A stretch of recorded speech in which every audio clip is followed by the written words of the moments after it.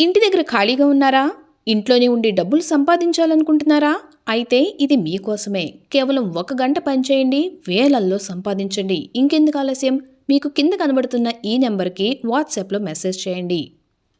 ఇలా చాలా మెసేజ్‌లు మనం చూస్తూనే ఉంటాం కదా! ఇలా పెద్దగా కష్టపడకుండానే డబ్బులు రావాలనే ఆశతో వెళ్ళి ఆ వర్క్ ఫ్రమ్ హోమ్ స్కామ్‌లో ఇరుక్కున్న ఒక బాధితుడు ఏం చెప్పాడో మీరే వినండి. ఎలా స్టార్ట్ అయిందసలు ఫస్ట్ నుంచి? అదే వాట్సాప్‌లో ఒక 2 అన్‌నోన్ నంబర్స్ నుండి మెసేజెస్ వచ్చాయి. ఇట్లా పార్ట్ టైమ్ జాబ్‌కి ఇంట్రెస్టెడ్ ఉన్నారా అని. ఆ! ఓకే అని జెప్పా. తర్వాత కొన్ని జస్ట్ వర్క్ అంటే అంత పెద్ద ఏముండదు. గూగుల్ సెర్చ్ చేయడం లేదంటే మేము ప్రొడక్ట్ లింక్స్ అదే ఇవి ఉంటాయి గదా! హోటల్‌వి అవి గూగుల్‌లో వాటికి రివ్యూస్ అవునవును. ఇవ్వడమే అని జెప్పారు. ఫేక్ రివ్యూస్ లాగా. ఓకే. Reviews yes. రివ్యూకి రూ. 50, రూ. 100, రూ. 150 అలా పెంచుకుంటూ ఎళ్లారు 2 డేస్. ఓకే. ఆ! అవి వ్యూస్‌వి 4 టైమ్స్ అయిపోయాక ఇంకో ఒక పెయిడ్ టాస్క్ చేయాల్సొస్తది అని జెప్పారు. మనీ ఇన్వెస్ట్ చేయాలి. ఓ 15-20 మినిట్స్‌లో అది 30%, 50, 70 ఈ 3 కేటగరీస్‌లో ఒక కేటగరీ చూజ్ చేసుకుంటే మనకి అంత అమౌంట్ పెరిగి మీకే వస్తుంది మళ్ళీ అనేసి. ఓకే. ఆ! ఇక్కడ విషయం ఏందంటే ఇప్పుడు చెప్పారు గదా! లోపలికెళ్తే ఏం జరుగుతదో మనకు ముందు తెలదు. అవును. ఆబ్వియస్‌గా తెలీదు గదా! లోపలికెళ్ళాక ఒకసారి గాదు 2-4 టైమ్స్ చేయాలి అని జెప్తారు. హుహు. హ్మ్. 4 టైమ్స్ చేయాలి. ఆ ఇన్వెస్ట్‌మెంట్ అనేది. ఆ డిపాజిట్ అనేది. ఒకసారి అవ్వదు. ఒకసారికి ఓకే. రాదు అమౌంట్ మనకి. ఆ! ప్రతిసారికి అమౌంట్ డబుల్ గాని 1.5 టైమ్స్ గాని ఇంక్రీజ్ అయిద్ది మనం బెట్టాల్సింది. అంటే మనం పెట్టాల్సింది మనకొచ్చేది కాదు. మనకొచ్చేది గాదు. మనకొచ్చేదంతా ఆ 4 టైమ్స్ అయిపోయాకే వస్తుంది. ఓకే. మనం ముందు 4 టైమ్స్ పెట్టాలి. పెట్టిన ఆ! తర్వాత మనం 4 టైమ్స్ పెట్టేసిన తర్వాత మనకి రిటర్న్ ఒస్తది. మనం పెట్టేది కూడా డబుల్ గాని, త్రిపుల్ గాని చేసుకుంటూ పెట్టాలి. అవును. అంటే వాళ్ళు ఓకే. చెప్తారు. నెక్స్ట్ టైమ్ ఇంత బెట్టాలి, ఇంత బెట్టాలి అని సచ్చినట్టు అంతే బెట్టాలి. మనకి వేరే ఆప్షన్ ఓహ్! ఉండదు. ఓకే. హ్మ్. అలా నేను నేను జేసిన మిస్టేక్ ఏందంటే, ఒకదాని దగ్గర ఆగకుండా నేను ఇంకోటి గూడా తీసుకున్నా. ఇంకో నంబర్ నుండి గూడా వచ్చింది నెక్స్ట్ డే. సరే దాంట్లో వస్తాయి గదా! దీంట్లో పెట్టేద్దాం. ప్రశాంతంగా బయటకొచ్చేద్దాం అన్న థాట్‌లో ఎళ్ళిపోయా లోపలికి. ఓకే. అంటే ఒక దాంట్లో పోయినా అలా ఇంకో దాంట్లో రెండిటికి వచ్చేస్తాయి గదా! అని. ఆ! అలా రెండిటికి కలిపి 6 పోయింది. అంటే 6 అంటే ఎగ్జాక్ట్ 6 కాదు. 6 చేంజ్. 6,00,000 పైనే. హ్మ్. ఓకే. నాకస్సలు నేను ఎలా అంత మనీ పోగు చేశానన్నది నాకు తెలదు. జరిగిపోయిందది. వితిన్ 10 అంటే మినిట్స్‌లో నీ మొత్తం అకౌంట్‌లో ఉన్నాయా డబ్బులన్నీ? అంటే నువ్వు లేదు. నువ్వు వర్కింగ్ గాబట్టి నీ అకౌంట్‌లో నీ సాలరీతో నువ్వు సేవ్ చేసుకున్నయన్నీ ఇందులో పెట్టావా? లేకపోతే ఎవరినన్నా అడిగి పెట్టడం అలాంటివి ఏమైనా చేసావా? సేవింగ్స్ కూడా ఏం లేవు. జస్ట్ నా అకౌంట్‌లో ఒక 13,000, 15,000 జనరల్‌గుంటాయి. అది ఎప్పుడు నేను పెట్టే మినిమమ్ అమౌంట్ అన్నట్టు. అప్పటి వరకు. ఓకే. అంతే. నేను జాబ్ చేయనప్పుడు కూడా 20,000 వరకు కన్ఫర్మ్‌గా ఉంటాయి అకౌంట్‌లో. అవి ఉంటాయి అంతే. ఇంట్లో ఓకే. ఏదైనా ఎమర్జెన్సీ అంటే ఇయ్యడానికి అట్లా అన్నట్టుంటాయి. సో, అది ఇదంతా జరిగిందెప్పుడంటే ఇదుంది గదా! డిసెంబర్ 27, 28 అప్పుడు స్టార్ట్ అయింది. సో, వెంటనే ఇది సాలరీ రావడం. హ్మ్. 2023 డిసెంబరే కదా! కాదు. 23 డిసెంబర్ అవునవును. ఓకే. ఓకే. హ్మ్. ఆ! ఆహ్, ఆ 2 డేస్‌లో ఉన్న అమౌంట్ పెట్టేయడం, తర్వాత సాలరీ రావడం, సాలరీ పెట్టేయడము, మళ్ళీ ఆఫీస్‌లో కొలీగ్స్‌ని అడిగి పైసలు తీసుకోవడము, ఫ్రెండ్స్‌ని అడిగి తీసుకోవడము, మొత్తం అది 1 అయిపోయింది. తర్వాత మళ్ళీ 1 పెట్టాల్సొచ్చింది. ఏం జేయాలో అర్థం గాక మా బావకి ఫోన్ జేశా. ఓకే. విషయం చెప్పలే ఆయనకి. నాకు అర్జెంట్‌గా పైసలు గావాలి ఇస్తావా లేదా? నేనెప్పుడు అడగను. సో, నా మీద చాలా నమ్మకం ఇంట్లో వాళ్ళకి. ఓకే. సో, ఆ నమ్మకంతోటి ఆయన ఇంగ డీటెయిల్స్ నేను చెప్పను అంటే, సరే అనేసి ఇచ్చేసాడు వెంటనే. ఒక 2, 3 అవర్స్‌లో సెట్ జేసాడు. హ్మ్. అది పోయింది. తర్వాత మళ్ళీ మా సార్‌కి ఫోన్ జేసి ఆహ్, అంటే సె పోవడం అంటే ఏంటి? పెట్టేసిన దాంట్లో. పోయింది మీన్స్ పెట్టేసా. అదే కానవ్వలేదు. పెట్టేసావు. మనకింకా రాలేదు. అక్కడుంది. ఆ! అదే 4 టైమ్స్ పెట్టాలి. నువ్వు 2 టైమ్సే పెట్టావు అప్పటికి. ఆ! ఇంకో 2 టైమ్స్ పెట్టాలి. ఓకే. అంటే ఇంకో వాళ్ళు 2 చెప్పిన టైమ్స్ దాని ప్రకారం. పెట్టాలనేది కూడా తెలీదు. ఇక్కడ హైలైట్ అది. మనకి తెలీదు 2 టైమ్స్ పెట్టాలనేది. ప్రతిసారి మనం ఏమనుకుంటాం అదే లాస్ట్ టైమ్ ఇంక మన చేతికొస్తాయనుకుంటాం. ఓకే. మనల్ని అదే థాట్‌లో ఉంచుతారు. ఇప్పుడు మనకి తెలిసిందనుకో, ప్రతిసారి ఇప్పుడు 4 సార్లు పెట్టాలనే విషయం నీకు ముందే తెలిస్తే నువ్వు ఆలోచిస్తావు గదా! ఓకే. ఫస్ట్ చెప్పలేదు. చెప్పరు. ఫో ఆ! 4 టైమ్స్ పెట్టాలి. ఒకదానికన్నా ఒకటి ఎక్కువ పెట్టాలి. స్టార్టింగ్ అప్పుడు చెప్పలేదు. ఏం తెలీదు. ఆడిస్తాడు. ఇప్పుడు హుహు. 10,000 ఓకే. 50% ఇంక్రీజ్ అయ్యి 30,000 వస్తది. నువ్వు 30,000 పెడితే 60% ఇంక్రీజ్ అయ్యి 39,000 వస్తది. 50,000 పెడితే 70% ఇంక్రీజ్ అయ్యి ఫిఫ్టీ ఎంత 64,000 వస్తది నీకు అని చెప్తాడు. ఓకే. ఓకే. వస్తున్నాయి గదా! చేతికొస్తాయి గదా! ఆడ థాట్ తోటి మనం పెడతాం గదా! అవును. తర్వాత చెప్తది. అది ఆటో జనరేటెడ్ 2-4 టైమ్స్ చేయాలనేది సిస్టమ్ డిసైడ్ చేస్తది. 2 టైమ్సా, 4 టైమ్సా అనేది. ఏది ఫస్ట్ టైమ్ కట్టేసాక. ఓకే. మనం ఏమనుకుంటాం నెక్స్ట్ టైము ఓకే. 2 టైమ్స్‌కి అయిపోద్దేమో అనుకుంటాం. అంటే ప్రతిసారి హ్మ్. ఏం చేస్తాడు మనం పేమెంట్ చేసాక వాడు చెక్ చేస్తా ఉంటాడు. ఇంకోటుందా లేదా ఓకే. అనేది. సో, అలా అప్ టు 4 టైమ్స్ వరకు తీసుకెళ్తాడు. ఓకే. ఆ! జనరల్‌గా అంటే నేనేం చేశా అంటే నా నా దరిద్రం ఏందంటే వాడు చెప్తాడు. దీంట్లో ఇన్వెస్ట్ చెయి, దాంట్లో ఇన్వెస్ట్ చెయి అని పైసలేసాక. హుహు. మన చేత చేపిస్తాడు. అంటే అవన్నీ ఫేక్ వెబ్సైట్సే. ఓకే. జెన్యూన్ అని మనం ఫీల్ అయితాం అంతే. ఆ టైంకి మనకు తెలీదు కాబట్టి. అంటే ఇప్పుడు నాకొక్కటి చెప్పు. ఇప్పుడు హ్మ్. ఇదంతా ఆన్‌లైన్‌లోనే జరుగుతుంది. ఎవరి మొహాలు ఎవరికీ తెలీదు. ఎవ్వరికీ ఎవరి తెలీదు. పర్సనల్ డీటెయిల్స్ ఎవ్వరికీ తెలీదు. ఇదంతా తెలీదు. త్రూ వాట్సాప్ జరుగుతుంది. అంతే గదా! వాట్సాప్ గూడా గాదు. టెలిగ్రామ్‌లో. వాట్సాప్ నుండి వెంటనే టెలిగ్రామ్‌కి రీడైరెక్ట్ జేస్తారు. వాట్సాప్‌లో అయితే ఓకే. నంబర్‌లే కనిపిస్తది కదా! అవునవునవును. టెలిగ్రామ్. త్రూ టెలిగ్రామ్ జరుగుతుంది ఇదంతా. ఓకే. అవును. సో, అక్కడేం జెప్తాడు ఆహ్, జనరల్‌గా అంటే నేను కంప్లెయింట్ ఇయడానికెళ్ళినప్పుడు నాకు విషయం తెలిసిందేమంటే ఆహ్, నేనెక్కడ డ్రాప్ అయ్యా అంటే 3,00,000 కట్టాలన్నప్పుడు డ్రాప్ అయ్యా. ఫైనల్ పేమెంట్ ఇదే 3,00,000 కడితే నీ పైసలన్నీ నీకొస్తాయని చెప్పారు. అదంతా కట్టేంత మన దగ్గర లేదు అనేసి నాకు కాళ్ళు చేతులు ఆడల. ఇంగ అయిపోయింది. ఇంగ నేను అయిపోయినా అనుకున్నా. ఓకే. ఇంగా నా వల్ల గాక నేను ఇంటికెళ్ళేసి ఇంట్లో విషయం జెప్పా. హ్మ్. ఆ తర్వాత మరుసటి రోజు అదే ఒక 3 డేస్ అట్లా ఆగి పోలీస్ స్టేషన్‌కి కంప్లెయింట్ ఇయడానికెళ్తే అక్కడ విషయం తెలిసింది. ఏంది కంప్లీట్‌గా అన్ని పేమెంట్స్ సక్సెస్ చేసినా గూడా లాస్ట్‌లో ఏం జెప్తారంటే అమౌంట్ టాలీ అవ్వట్లేదు. సో, నీకు పైసలియ్యము. Oh my God! ఆ! నాతో పాటు ఇంకొకతను ఎవరో వచ్చారు. సేమ్ ఇదే ఇష్యూ పైన కంప్లెయింట్ ఇయడానికి. అతను జెప్పాడు.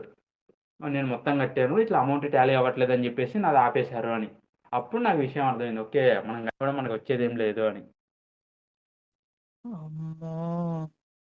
ఇంకా నయం 3,00,000 కట్టలేదు కదా! ఆ!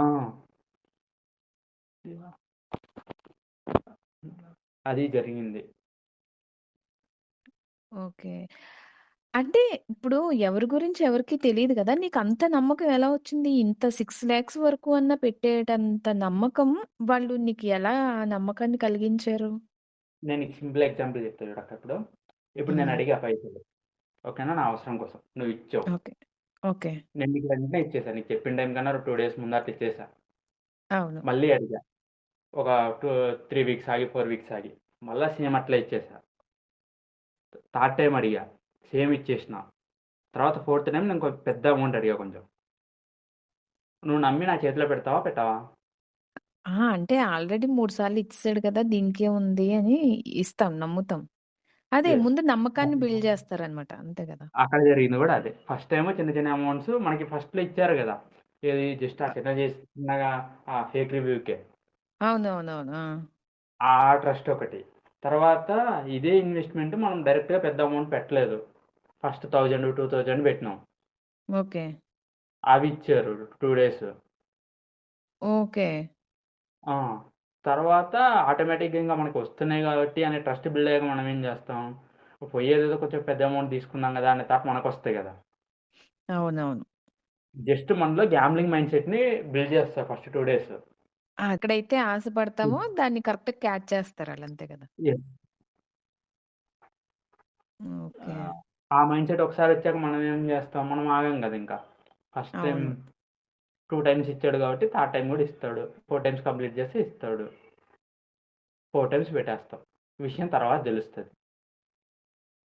అయ్యో! అది మరేమైంది? పోలీస్ జరిగింది. కంప్లెయింట్ ఇచ్చాక ఏమైంది? పోలీస్ కంప్లెయింట్ ఇచ్చాము. వాళ్ళు అకౌంట్స్‌ని ఫ్రీజ్ చేశారని జెప్పారు. అందులో 2 అకౌంట్స్‌లో మాత్రమే పైసలున్నాయి. మిగతా అకౌంట్స్ డీటెయిల్స్ దొరకలేదని జెప్పారు. ఓకే. మొత్తం 5 అకౌంట్సే ఉన్నాయి. 5 6 ఉన్నాయి. యూపీఐ ఐడీస్ అనేవి వాటిలతోటి అవ్వదు. వాటిని గాలికి వదిలేయాలని జెప్పారు. ఓకే. సో, మనకేదన్నా దీంతోటి బ్యాంక్ ట్రాన్స్‌ఫర్ ఫైనాన్షియల్ చేసింది. క్రైమ్ జరిగితే మనము త్రూ యూపీఐ ఏది మనకి యూజ్ ఉండదు. ఓన్లీ త్రూ బ్యాంక్ అకౌంట్ అయితేనే మనకి ఎవిడెన్స్ లాగన్నా యూజ్ అవుతది. అంతే కదా! లైక్ ఒక రకంగా అంటే అది కొంచెం ఈజీగా ఉంటది. ఇప్పుడు బ్యాంక్ ఓకే. అకౌంట్ అనుకో, బ్యాంక్ అకౌంట్‌కి ట్రాన్స్‌ఫర్ చేయాలంటే నీ దగ్గర బ్రాంచ్ డీటెయిల్స్ అన్నీ ఉంటాయి. అవును. పర్సన్ డీటెయిల్స్, బ్యాంక్ డీటెయిల్స్ 2 ఉంటాయి. Branch details. సో, ఆ అవును. బ్రాంచ్‌కి ఫోన్ చేసి వాళ్ళ అకౌంట్ ఫ్రీజ్ చేపియడం అనేది పెద్ద విషయం గాదు. అదే యూపీఐ ఐడీ అనుకో, నీ దగ్గర యూపీఐ ఐడీ మాత్రమే ఉంటది. దాని నుండి బ్యాంక్ డీటెయిల్స్ తీసుకోవడానికి టైం పడుతుంది గదా! అవును. చాలా టైం పడతది. అది గాకుండా ఇప్పుడు నాకు పేమెంట్ చేసావు. నేను తీసుకున్నాక నీ దగ్గర నుండి యూపీఐ ఐడీ మాత్రమే తెలుసు. నేను వెంటనే యూపీఐ ఐడీ మార్చేసా. మనం చేంజ్ చేసుకోవచ్చు గదా! అవును. చేంజ్ జేసుకోవచ్చు. సో, ఇంక డీటెయిల్స్ కనపడవు గదా! అవును. సో, అట్లా. అంటే ఇది నా పర్సనల్ ఒపీనియన్ నేననుకోవడం. ఎందుకు కష్టమైంది అంటే ఇది రీజన్ అని నేననుకోవడం. ఓకే. హ్మ్. అంటే ఇప్పుడు నువ్వు ఏ అకౌంట్స్‌కైతే ట్రాన్స్‌ఫర్ చేసావో వాటికి ఏదైనా హిస్టరీ ఉందా? ఆల్రెడీ ఇలాగా స్కామ్స్ చేసిన అకౌంట్స్‌తో లింక్ అప్ అయ్యి ఉండడం గాని అలాంటివేమన్నా ఉన్నాయా దీనికి? ఇన్వెస్టిగేషన్‌లో వాళ్ళు చెప్పారు మేడం స్టేషన్‌లో ఉంటారు గదా! నా కేస్ డీల్ చేసాము. ఆమె హ్మ్. ఇన్వెస్టిగేషన్ రిపోర్ట్ చూపిచ్చింది. అంటే మనం అవి ఫోటోలు అట్లాంటివి తీసుకోవచ్చా అంటే, లేదు ఇన్వెస్టిగేషన్ మధ్యలో ఉంది. అట్లా ఏం తీసుకోకూడదు. ఓకే. నీకు చూపిస్తున్నా అనేసి చూపిచ్చింది. ఆహ్, అదే సేమ్ అకౌంట్ పైన ఒక అకౌంట్ పైన 12 పోలీస్ స్టేషన్స్‌లో కంప్లెయింట్ రైజ్ అయింది. అబ్బా! ఓకే. ఒకటే bank account. All over India. హుహు. All over India. Hmm. Okay. Hmm. మరి 12 కంప్లెయింట్స్ ఉన్నప్పుడు వాళ్ళు యాక్షన్ ఏదో ఒకటి తీసుకోవాలి గదా! అంటే ఇప్పుడు జనరల్‌గా వాళ్ళేం జెప్పారంటే, వాళ్ళ దగ్గర రిసోర్సెస్ తక్కువుంటాయి. ఇప్పుడు హ్యాండ్లర్స్ ఎక్కడుంటారు? ఎక్కడో రాజస్థాన్‌లోనో ఎక్కడో కూర్చొని చేస్తా ఉంటారు. ఇక్కడ నుండి మేము అవును. పైసలు పెట్టుకొని పోలేం గదా! అవును. అది పోయినా కరెక్టే. పనులకేనా తెలీదు. లైక్ అక్కడ ఎట్లుంటారంటే ఒక ఊరే ఇదే పనులు జేయడానికి రెడీగుంటారు. సో, వెళ్తే అదే 'కాకి' సినిమా ఐడియా ఉందా? ఆ! ఆ! ఉంది. ఎళ్తే ఊరందరూ కలిసి మీదకొస్తారు జూసినావా రాజస్థాన్‌లో? అవును. అవునవును. అలాంటి సీన్స్ రిపీట్ అయితాయి అన్నట్టు జెప్పారు. ఓకే. సో, రిస్క్ తీసుకొని ఎవరెళ్తారు అన్నట్టు. అన్ ఒక్కటి ఏదన్నా మన అకౌంట్ నుంచి గాని, మన చేతి నుంచి గాని ఏదన్నా బయటికెళ్ళిన తర్వాత అది రిటర్న్ వస్తది అని మనమైతే అస్సలు ఎక్స్‌పెక్ట్ చేయలేం. అదైతే నిజం. ఏదన్నా రికవర్ చేసారా వాళ్ళు? లేకపోతే అసలు మొత్తానికి ఇంకేది ఒక పైసా కూడా వెనక్కొచ్చేటట్టు లేదని చెప్పారా? అంటే మిగతావి చెప్పా గదా! కొన్ని బ్యాంక్ డీటెయిల్స్ తెలియలేదు అని. అవి తెలిసినప్పుడు అవునవును. ఇన్ఫార్మ్ చేస్తా అని జెప్పారు. ఓకే. ఒకవేళ వాళ్ళు ఇన్ఫార్మ్ చేస్తే మళ్ళీ కోర్ట్‌కెళ్ళి కోర్ట్ ఆర్డర్ తెచ్చుకొని తిరగాలి దానికోసం. అవును. నువ్వు పోలీస్ కంప్లెయింట్ ఇచ్చావు గదా! ఆ తర్వాత కూడా హ్మ్. టెలిగ్రామ్ గ్రూప్ అలాగే రన్ అవుతుందా? ఆహ్, లేదు. అంటే జనరల్‌గా అంటే ఆ గ్రూప్ అంటే బల్క్‌లో మెంబర్స్ ఉండరు. ఓకే. మరి వాళ్ళోళ్ళు ఇద్దరు ఎంతమందుంటారు ముగ్గురు గ్రూప్‌లో? అదే చెప్తున్నాక వాళ్ళోళ్ళు ఇద్దరో ముగ్గురో ఉంటారు. మనం ఉంటాం. అంటే ఇప్పుడు ఎట్లా అంటే ఇప్పుడు మనిద్దరం ఉన్నామనుకో సేమ్ దగ్గరికే ఎళ్ళాం. సేమ్ టైమ్‌లో స్టార్ట్ చేసాం. హ్మ్. నువ్వు పెద్ద అమౌంట్ 30,000, 40,000కెళ్ళావనుకో నిన్ను ఒక సెపరేట్ గ్రూప్‌లో యాడ్ చేస్తారు. ఆ గ్రూప్‌లో ఓకే. ఎవరుంటారంటే నువ్వుంటావు. నీతో పాటు ఇంకో ఇద్దరు హ్యాండిల్ చేసేవాళ్ళు ఉంటారు అంతే. ఇప్పుడు నువ్వు జాయిన్ అయిన గ్రూప్‌లో ఎంతమందున్నారసలు టోటల్? 3 మెంబర్స్ ఉన్నారు. 3 మెంబర్స్ అంతేనా? అంతే. అదే చెప్తున్నా కదా! పర్సనల్‌గా హ్యాండిల్ చేస్తారని. ఓకే. ఓకే. ఆ! ఆ! ఆ! ఓకే.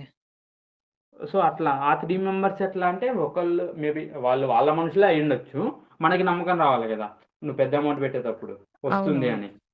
సో, అవును. వాళ్ళకి అమౌంట్ వస్తుంది. అదే థాట్ తోటి నువ్వు పెడతావు.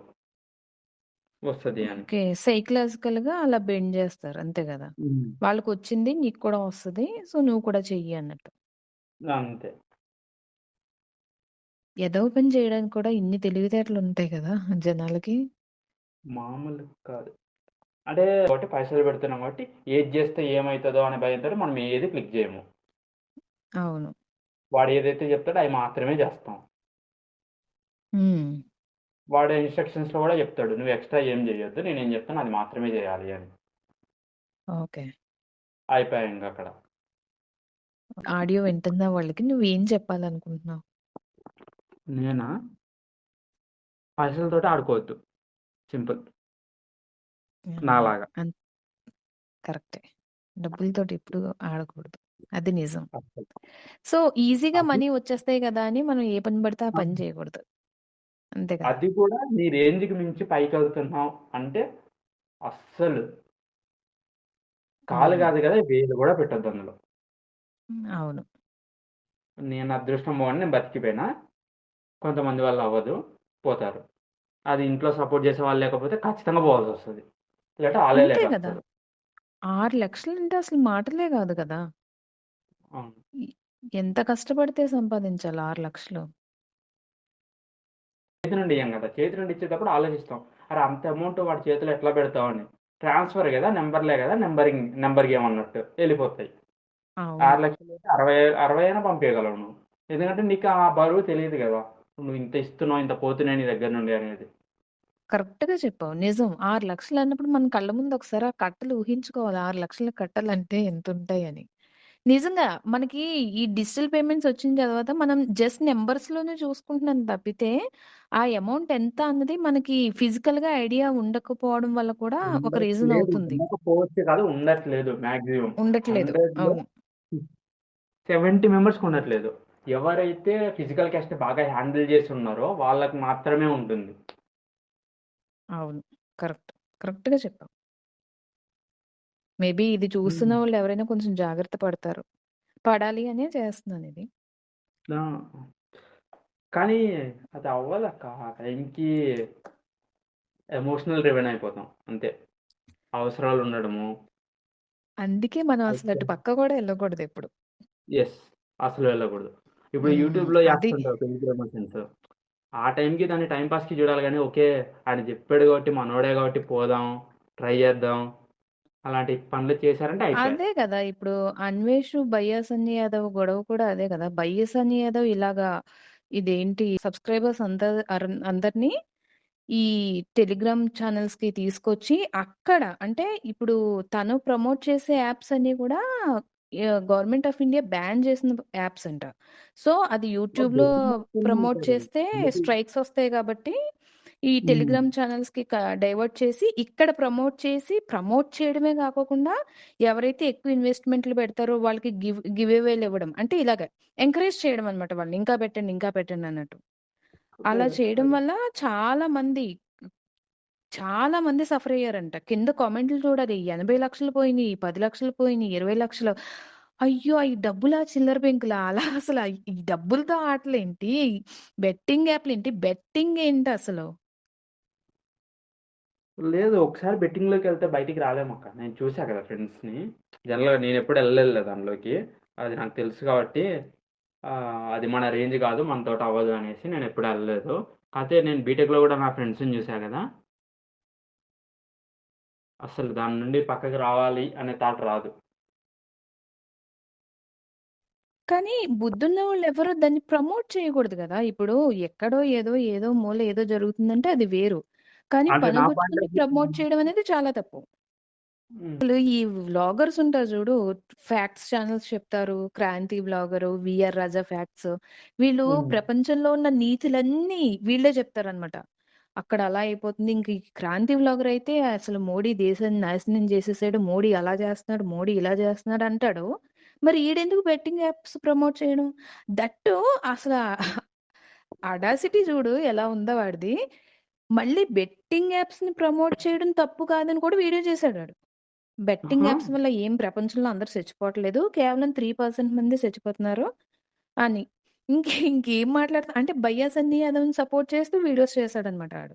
క్రాంతి అంటే వ్లాగర్. వాళ్ళందరూ ఇదే అసలు కేటగిరీ ఇలాంటి కదా! వాళ్ళు ఆ! ఇలాంటి వాళ్ళు మళ్ళీ నీతులు చెప్తారీళ్ళు. అది చిరాకు. పోనీ నువ్వు బతుకు నీకు నచ్చినట్టు ఎవరేమనరు. మళ్ళీ నువ్వు నీతులెందుకు చెప్తావు? చెప్పకూడదు గదా! అట్లా అవ్వదు గదా! ఇప్పుడు పక్కనోడికి చెప్తుంటేనే గదా! నువ్వు వాడిని ఒకలా చూస్తావు. ఇప్పుడు చెప్పకుండా నీ పనులు నువ్వు చేసుకుంటా ఉన్నావనుకో, నువ్వు నార్మల్. నీకు ఆ అద్ ఐడెంటిటీ రాదు గదా! అదే ఐడెంటిటీ కదా! వస్తేనే పైసలొచ్చేది. మళ్ళీ ఏంటి ఈళ్ళకి ఇప్పుడు 'వీఆర్ రాజా'కి 2 ఛానెల్స్ ఉన్నాయి. ఒక్కొక్క ఛానెల్‌కి 1,000,000 పైనే సబ్‌స్క్రైబర్స్ ఉన్నారు. 'క్రాంతి అవును. వ్లాగర్' కూడా సేమ్ 1,000,000 పైనే సబ్‌స్క్రైబర్స్ ఉన్నారు. మరి ఈళ్ళకి యూట్యూబ్ రెవెన్యూ రాదా? కానీ సరిపోదు. ఆ డబ్బు సరిపోదు ఆళ్ళకి. ఇంకా కావాలి, ఇంకా కావాలి, ఇంకా కావాలి. ఆ ఇంకా ఎంతంటే దానికి లిమిట్ లేదు. ఇప్పుడు ఈళ్ళు ఈ దానికి బెట్టింగ్ లిమిట్ యాప్‌లు ఉండదు. ప్రమోట్ చేసి అంబానీలయిపోదాం అనుకుంటున్నారు. దానికి లిమిట్ ఉండదు. ఎథిక్స్ ఉండవు అంతే. మళ్ళీ కామెడీ ఏంటంటే, ఈ క్రాంతి వ్లాగర్ మళ్ళీ అంబానీలు, అదానీలు అలా జేస్తున్నారు, ఇలా జేస్తున్నారు అంటాడు. ఈడికి ఎథిక్స్ లేవు. ఈడెందుకు మాట్లాడుతున్నాడు అసలు నాకు అర్థమే కాదది. అదంతే కామనే. లైక్ ఎట్లా అంటే ఆయన కాంగ్రెస్‌కి సింపథైజర్ గదా! అవును. అంటే కాంగ్రెస్ సింపథైజర్ కన్నా గూడా యాంటీ మోడీ అన్నమాట. ఆ! అదేలే. తేడా ఏముంది ఇంకా యాంటీ మోడీ, యాంటీ ఇండియా అన్నారంటే ఇంక కాంగ్రెస్ కిందకే కదా వచ్చేది అందరూ. మళ్ళీ ఈడికి మళ్ళీ మన 'తులసి చందు' గారు సపోర్టు. అసలు వీళ్ళందరూ చెప్పడానికే నీతులు ఉంటాయి అన్న దాన్ని వాళ్ళందరూ ఉపయోగించే పక్షులకు ప్రూవ్ మనం ఏం చెప్దాం చేస్తున్నారన్నమాట. వాళ్ళని. మనం జాగ్రత్తగా ఉండాలంటే వాళ్ళకి దూరంగా ఉండాలి అనేసి. విషయం తెలిసింది అన్నెమ్మటే వాళ్ళని పక్కన పెట్టేయాలి. నీ సైడ్ అదే. నుండి నువ్వు. అలా ప్రతి ఒక్కళ్ళు పక్కన పెట్టేసి ఆటోమేటిక్‌గా వాళ్ళు పక్కనే ఉండిపోతారు కాబట్టి ఇంకేం చెయ్యరు. అలా గాకుండా ఎంటర్‌టైన్‌మెంట్ ఇస్తున్నారు గదా! అని మనం సపోర్ట్ చేశామనుకో మనకే ప్రాబ్లమ్ అవుద్ది. సింపుల్. అంతే. కరెక్ట్‌గా చెప్పావు. సరే మా. ఉంటాను. థాంక్స్. విన్నారు కదా! మోసాలు చాలా రకాలు. అందులో ఇదో రకం. ఒక్కటి మాత్రం గుర్తుపెట్టుకోవాలి. కష్టపడకుండా డబ్బులు సంపాదించేద్దామనుకుంటే అది అందరికీ కలిసొచ్చే పని కాదు. అందుకే చెప్పారు మన గుండాయిన, డబ్బులు ఎవరికీ ఊరికే రావని. అర్థం చేసుకోరు.